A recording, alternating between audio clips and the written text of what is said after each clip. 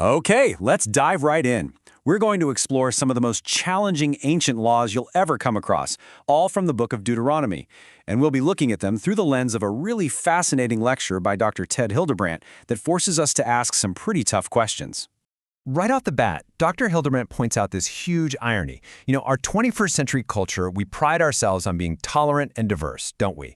But when it comes to people who lived 3,000 years ago, man, we can be so quick to pass these really harsh, absolute judgments, pretty much writing them off as cruel barbarians. And that's because at its core, we're dealing with a massive clash of worldviews. Our modern values are built on ideas that would have been totally alien to them. They weren't sitting around thinking about individual rights. They were focused on the survival of the community. That enormous gap makes it really hard for us to put ourselves in their shoes and see the world from their perspective. So here's our game plan for unpacking this. First, we're going to look at why these laws hit us so hard. Then, we'll look at some of the absolute toughest commands. After that, we'll explore some ways to kind of read between the lines. And finally, we'll dig into this really cool idea. What if these weren't just laws, but something else entirely? Okay, first up, when old laws shock.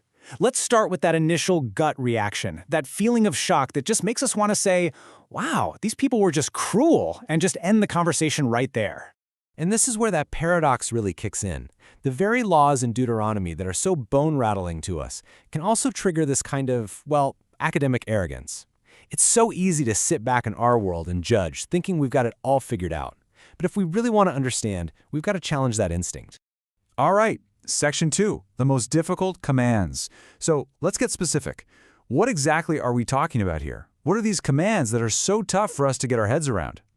Well, the text lays out commands that feel just unimaginably harsh.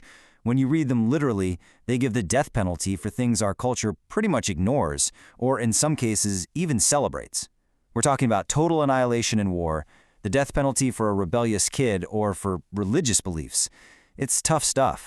And that brings us to this concept of harem. This is one of the most difficult ideas in the whole text. It's a single word that means both devoted to the Lord and total destruction. So in this worldview, the act of completely destroying a city was actually framed as dedicating it to God. Just let that sink in. It's a really jarring and complex idea to wrap your mind around. So, how on earth do we even begin to make sense of this? Well, Dr. Hildebrandt suggests that instead of just stopping at judgment, we need to shift our whole perspective to one of interpretation. We have to start looking for what's going on behind the text. He gives us a kind of toolkit for this. First, we always have to remember that 3,000-year cultural gap. Second, we need to try and look past the literal command to find the principle it might be teaching. And third, and this is a big one, we need to ask a really important question about what the law was even for in the first place. And this slide is a perfect example of that second step. Take an eye for an eye. We hear that and we immediately think of brutal, endless revenge. But in the ancient world, this was a radical idea. It wasn't about encouraging revenge, it was about limiting it. It was about making sure the punishment fit the crime, preventing some king from taking your head just because you knocked out his tooth. It was a principle of proportional justice. Okay, on to our last section, a code of values. This brings us to what might be the most powerful framework of all, an idea that could completely reframe how we see these difficult laws. Dr. Hildebrandt shares this amazing insight from a constitutional lawyer, and is a total game changer. What if we're fundamentally misreading what these ancient law codes were for? What if they weren't always meant to be a literal checklist of rules to enforce, but were instead designed to establish a super clear set of cultural values?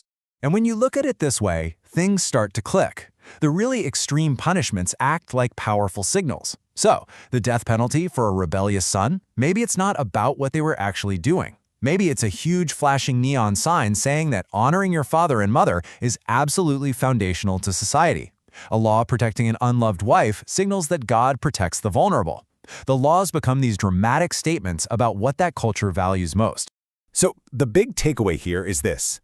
These laws might be less about what Israel was actually doing day to day, and way more about what God was trying to teach them about what truly matters.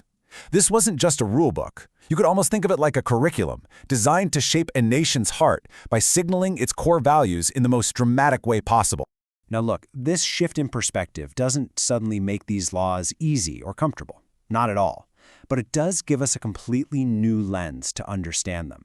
It moves us away from simple judgment and toward deeper interpretation, and it leaves us with one last question to think about.